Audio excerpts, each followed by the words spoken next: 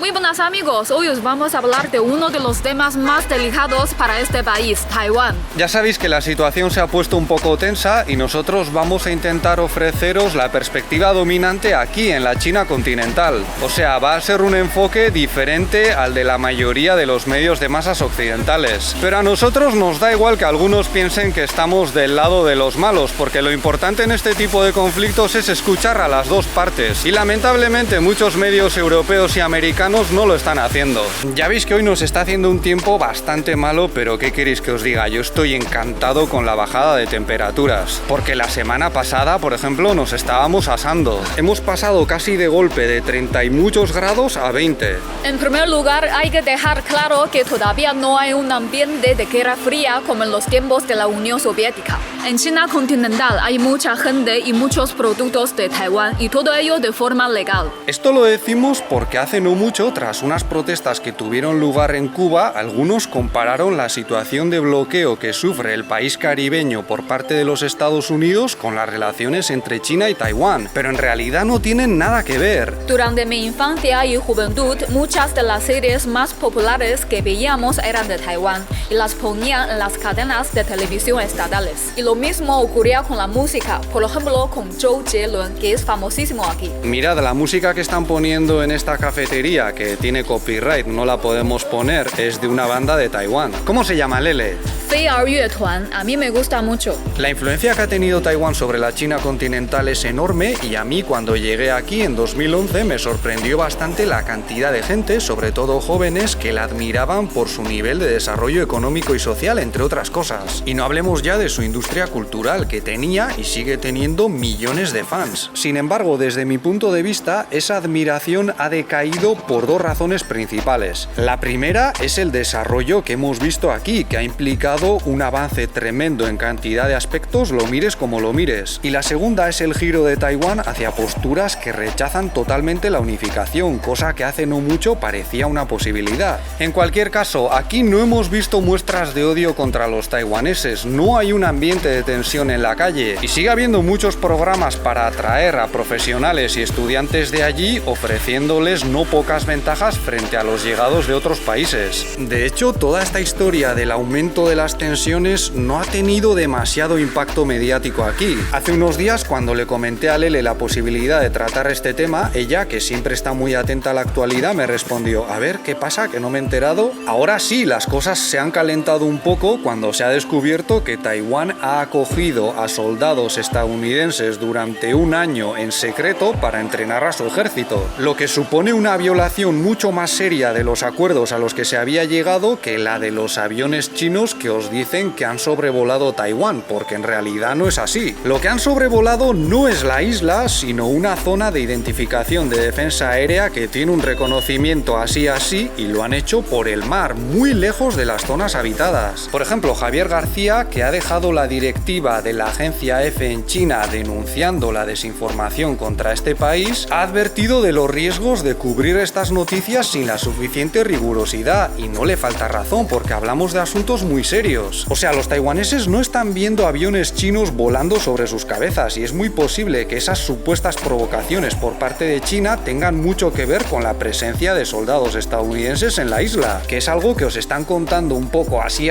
y siempre justificándolo con el riesgo de una posible invasión china de la que no sabemos nada. En cualquier caso, a nosotros no nos parece que esta sea una crisis insalvable. A lo largo de la historia más o menos reciente ha habido episodios en los que Estados Unidos, por ejemplo, se planteó atacar a China con bombas nucleares y al final no pasó nada. Hoy el presidente Xi ha dado un discurso por el 110 aniversario de la revolución que puso fin al imperio chino y dio comienzo a la república que utilizaría la misma bandera que usa hoy en día Taiwán. Pues bien, en ese discurso ha denunciado la intromisión de otros países en los asuntos de China, ha dicho que hay que conseguir la reunificación, pero no ha hablado de invadir Taiwán ni de utilizar la fuerza. Claro, desde fuera, sobre todo desde los Estados Unidos y sus aliados, se insiste mucho en eso de la invasión, pero la verdad es que China lleva ya unas cuantas décadas sin invadir a otros países, y esto lamentablemente es algo que no podemos decir de los otros. Cuando los líderes de China endurecen su discurso sobre Taiwán, suele ser porque les han comprado armas a los Estados Unidos o porque están dejando que estos interfieran en sus asuntos políticos. Aún así, insistimos en que aquí todavía no hay un ambiente denso sobre esta cuestión. Lo que hacen muchos chinos es dar por hecho que Taiwán es parte de China y listo.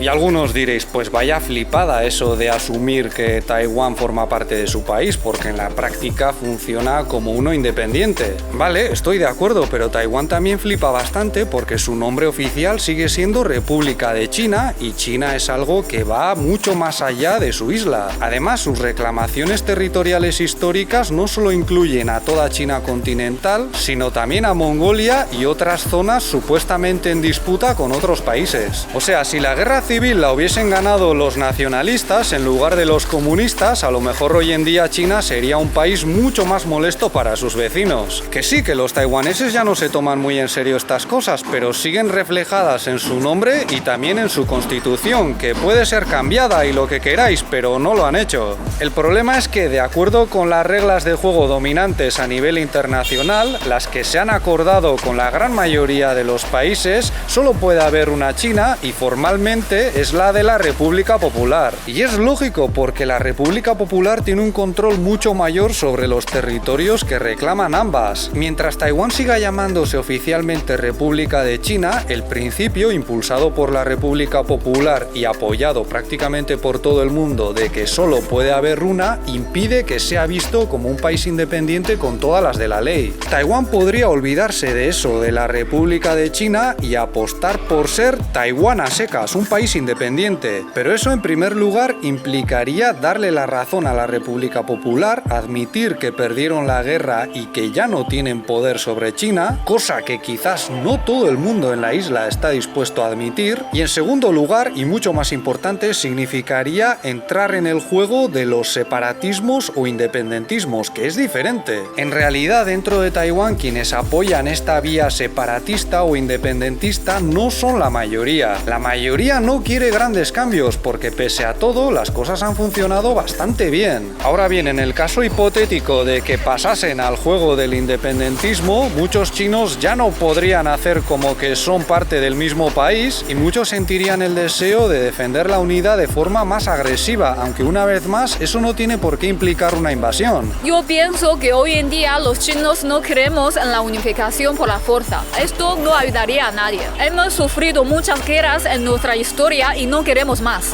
Si Taiwán se declara independiente, entonces China sí podría presionarla económicamente de una forma más similar a como hacen los Estados Unidos con Cuba. Y solo con eso les harían un daño tremendo porque dependen mucho de sus negocios aquí. Además, habría que ver si otros países reconocerían a ese Taiwán independiente, porque a lo mejor China reaccionaría apoyando a sus separatismos. Ahora bien, desde nuestro punto de vista, la clave para llegar a ese extremo está en si ese Taiwán independiente tendría una base militar de los Estados Unidos. Desde fuera muchas veces os presentan a Taiwán como si fuese una especie de David resistiendo contra un Goliat chino, pero desde aquí se suele ver a Taiwán como un frente más del imperio de los Estados Unidos, cuyas bases militares rodean buena parte de este país. De todos modos, estos escenarios de los que hablamos de momento solo son política ficción y, como decimos, las probabilidades de que ocurran son más bien bajas. Cualquiera que viva aquí y se haya molestado un mínimo en informarse sobre la situación sabe que el gobierno chino está intentando convencer a los taiwaneses de las bondades de la reunificación a través de vías mucho más suaves, como por ejemplo los programas para estudiantes y profesionales que hemos mencionado antes. Es decir, quieren que los taiwaneses lleguen a la conclusión de que están mejor con ellos que con los Estados Unidos, y yo creo que estarían dispuestos a ceder en unas cuantas cuestiones, pero no van a ceder en lo relativo a los intereses geoestratégicos o geopolíticos de los Estados Unidos en Taiwán. No van a permitir que la isla sea un portaaviones insumergible frente a China, como la denominaban los propios altos cargos del país norteamericano. Sin embargo, esa vía blanda de China para convencer a los taiwaneses ha sido atacada por quienes gobiernan la isla en estos momentos. En primer lugar, en Taiwán hay bastante desinformación sobre cómo vivimos aquí. Algunos medios les dicen que somos muy pobres y no tenemos derechos ni libertades. Eso es cierto, nosotros hemos visto cortes de programas de Taiwán en los que sueltan auténticas burradas y aquí la gente se ríe mucho. Y aquí los medios están muy controlados, pero no mienten de esa manera sobre la vida en la isla. Es más, como decíamos al comienzo, Taiwán Taiwán ha dejado de ser ese modelo de desarrollo para muchos chinos y ahora hay unas cuantas capitales de provincia que tienen un aspecto más imponente que el de sus ciudades más punteras. Pero ahí no acaba la cosa, porque este año el gobierno de Taiwán ha ordenado a las páginas de búsqueda de empleo que eliminen las ofertas de trabajo para la China continental, haciendo énfasis en el sector de los semiconductores, aunque esto en principio se aplica a todas las ofertas de empleo. O sea, si eres taiwanés y quieres buscarte la vida aquí, que es un mercado enorme, lleno de oportunidades y muy cercano, ahora lo tienes más difícil. Imaginad que vuestro gobierno dice: "Ala, voy a eliminar todas las ofertas de trabajo de internet para el resto de Europa o América". Sería un escándalo. Pero como esto afecta a China, os lo cuentan por lo bajini, sin hacer mucho ruido y blanqueándolo como una medida para evitar la fuga de cerebros. Que sí, que Taiwán sufre de una fuga de cerebros, pero España también, y no llegamos a esos extremos. También es verdad que Taiwán se ha quejado de que China ya no le compra piñas y algún que otro producto agrícola, quejas a las que también se han sumado algunos políticos estadounidenses. Pero China está sufriendo sanciones y limitaciones muy serias. Recordemos que no se le permite comprar las máquinas más avanzadas para la producción de chips, que sí se las venden a Taiwán. El aumento de la presión en esos sectores ha hecho que China tenga que apostar por la autosuficiencia y, como les vaya bien, se acabó una de las bazas económicas más importantes de Taiwán. Taiwán y los Estados Unidos parecen muy interesados en frenar el desarrollo tecnológico de China, pero al mismo tiempo quieren tener un mayor acceso a su mercado, que es de los más prometedores del mundo. Y al final, buena parte de las tensiones responden a ese problema. Desde aquí nos da la sensación de que todo esto forma parte de una campaña que comenzó con la guerra comercial de Trump y que consiste en presionar a China para mantener una posición económica dominante atacando en diferentes frentes, como por ejemplo en Hong Kong, donde sabemos que los Estados Unidos apoyaron con dinero y tecnología a los manifestantes, en Xinjiang, cuyos activistas han estado recibiendo dinero norteamericano durante años, y por supuesto también en Taiwán. Con estos intentos de desestabilizar al país y con su propaganda anti-China que repiten los medios de no pocos países, los Estados Unidos consiguen asustar a ciertos inversores y ahuyentarlos del gigante asiático. Pero al final las empresas estadounidenses bien que se quedan e incluso vienen más, como parece que está ocurriendo con el gigante BlackRock. Por supuesto, China también podría perder la paciencia con estos juegos y se supone que la reunificación tiene que tener lugar para 2049, que es cuando se cumpliría el centenario de la República Popular. Pero una vez más, eso no implica que vayan a hacerlo por la fuerza o con una invasión. Y eso de la reunificación está abierto a unas cuantas interpretaciones y fórmulas que se pueden negociar. Yo a veces pienso que la posibilidad de que el presidente Xi extienda su mandato podría deberse al riesgo de que estas tensiones aumenten. Pero este es un país que valora mucho la estabilidad económica y lo más probable, a menos que haya una provocación muy seria, es que las cosas sigan así. También hay quienes defienden a Taiwán por su carácter supuestamente democrático, pero esto, como estamos viendo, a menudo sirve para obviar el papel que juega el imperialismo de los Estados Unidos. De hecho, los Estados Unidos y sus aliados ya apoyaban a Taiwán cuando era un régimen autoritario y de derechas. Y el sistema político actual de Taiwán deja muchos huecos por los que se pueden colar sus intereses. Si resulta que el partido gobernante se inclina por estrechar lazos con China, cosa que parecía que estaba ocurriendo hace unos años, apoyan a otro y ya está. Y algunos dirán, mejor eso que no poder elegir entre partidos. Bueno, pues habría que convencerles a los propios chinos, porque según el estudio independiente más importante realizado hasta la fecha, por nada menos que la Universidad de Harvard, están bastante satisfechos con su gobierno. Si desde Occidente realmente queremos convencer a los chinos de que el modelo político de Taiwán es mejor para ellos, en primer lugar tenemos que abandonar ese tono de superioridad moral con el que nos dirigimos a ellos. Y en segundo lugar tenemos que admitir que formamos parte del mayor imperio militar del mundo, el de los Estados Unidos, cuyas intervenciones e invasiones no votamos. Mientras se siga participando de esa manera en guerras como las de Oriente Medio o la de Afganistán, la más reciente de ellas, pocas lecciones podremos dar a los chinos. Y por ejemplo, la última alianza militar contra China entre los Estados Unidos, Reino Unido y Australia, que incluye el desarrollo de submarinos nucleares, no ayuda en absoluto. Eso es todo por nuestra parte. Si este vídeo os ha parecido interesante, podéis darle un me gusta, suscribiros